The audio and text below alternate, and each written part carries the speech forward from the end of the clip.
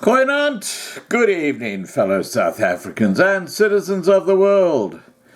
And in the video that's attached to this intro, you're going to hear it from the horse's mouth, Pieter-Louis Myburgh, explaining just how corrupt Ace Magashule is.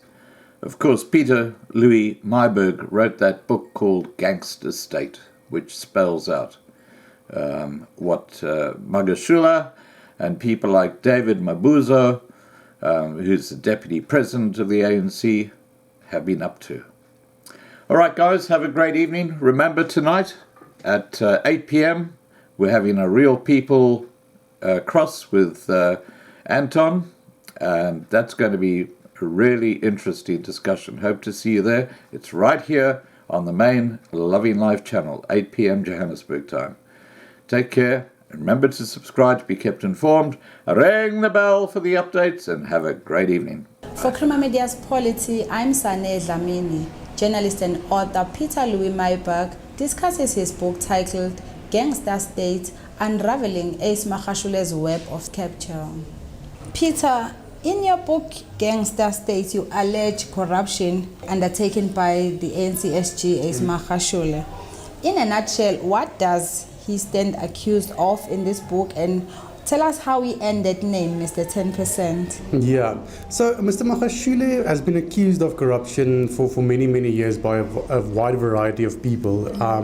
My book certainly is not the first time that there are allegations of corruption that start to swirl over the head of Mr. Magashule. We can go back to the 2000s when he was still an MEC in the province, and then various news reports, from Amabongani to other city press and related media outlets. They've all reported on Mrs. Magashule's dealings for a very long time. But the book, for the first time, in a condensed manner, kind of brings to light Magashule's dealings in the province, and it also unpacks new allegations and new indications of corruption involving Magashule. So in a nutshell, kind of the new information that I unpack really forensically links Magashule to a number of very dubious looking deals in the Free State, including that 255 million rand asbestos audit contract that really is linked to Magashule. If we look at the emails that were sent by his staffers, directing some of the money flows in certain directions. So the Mr. 10% kind of nickname comes from, it seems to be quite prevalent in the Free State among certain ANC members of the business fraternity. They know Mr. Magashule as Mr. 10% because he allegedly identifies certain projects in the Free State, certain government projects, and then demands a 10% fee or alleged kickback from those contracts. Can you also tell us about the Frede scandal that you say was playing out while the media focused its attention on the infamous Frede dairy scandal, and how Zuma benefited from it? The Frede Dairy project is very well known. Obviously, the Guptas were linked to that project, and a couple of 100 million rand was flushed out of the Free State's coffers to the benefit of the Guptas and other role players, regarding that failed dairy project. But I was able to identify a low-cost housing project in Vrede that was rolled out in more or less the same time frame as the Vrede Dairy project. And through documents and source interviews, I could also link some of the money flows from that contract to an individual who was close to Mr. Zuma. It's a KZN contractor who then also made certain payments to a Mr. Talenti Miyeni, who is close to the Zuma family, and in fact also made payments to the benefit of Zuma's family during more or less the same time frame. So it's really a case of connecting the dots once again to kind of show how these monies flows to certain politically connected individuals. So while you were writing this book, gathering information from your sources, were you able to piece together the relationship between Magashule now and former President Zuma? Yeah, no, certainly. I think the kind of the glue that held them together firstly was the Gupta family to a large extent. There's a lot of cross-pollination almost in their dealings, between the Free State and Mr. Zuma's national government and then the Gupta family. But then also secondly, a very key leg on which the relationship stood on was the so-called Premier League formation that Mr. Magashule apparently led, along with the likes of Supra Mumapelo from Northwest and then Didi Mabuza up in Mpumalanga.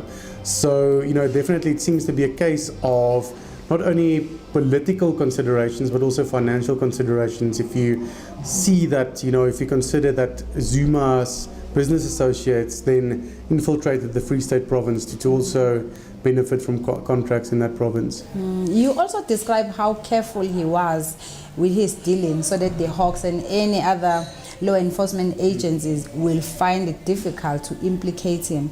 Tell us some of the things that he used to do to make sure that he was not tainted. Yeah, so, when researching a book like this, you are fortunate enough frequently to talk to people who had quite a direct front row seat to some of these dealings, people who once moved in his inner circle, and they all tell a story of Magashule's almost near paranoia when it came to the more dodgy aspects of his dealings. They would use, for instance, burner phones or cell phones that aren't registered to their names.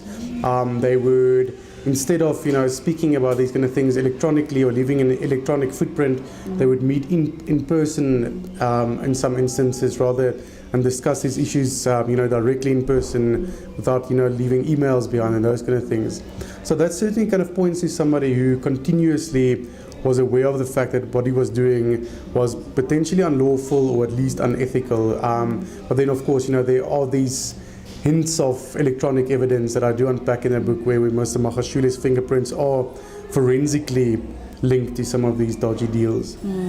You also outline the role that he played in the disbandment of the Scorpions and how that was confirmed by the former Free State Scorpions boss, Shadrach Spear.